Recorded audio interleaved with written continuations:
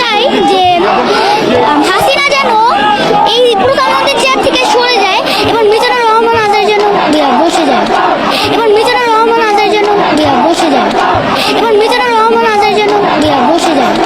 তোমার ভয় লাগে না? না, আমার ভয় নাই, আমার মৃত্যুর কোনো ভয় নেই। ঘরেও যদি মরতে হয় বাইরেও মরি। টিভি বা পুলিশের আর্মিদের কাছে বলবো যে গুলি কর, আমাকে গুলি কর। বাবা, আজকে যে তুমি এই আন্দোলনে এসেছো, কেন এসেছো?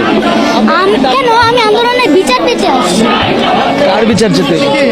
যারা অকারণে শহীদ হয়েছে, অকারণে শহীদ হয়েছে তারা। এখন তুমি কি চাও? এখন আমি চাই প্রতিবাদ। সেক্ষেত্রে একটা মিথ্যা কথা বলেছিল, প্রথমে বলেছিল যে রাজাকারের বাচ্চারা কোটা পাবে না, মুক্তিযোদ্ধারা পাবে। আর আবার পরে বলছে যে আমি কি তাদেরকে রাজাকার বলেছি? তারা নিজেই রাজাকার বলছে। তাহলে সে কেন মিথ্যা কথাটা? তুমি কি তোমার ভাইদের মতো বুক প্রসারিত করে দেবে? আমি অবশ্যই করতে চাই।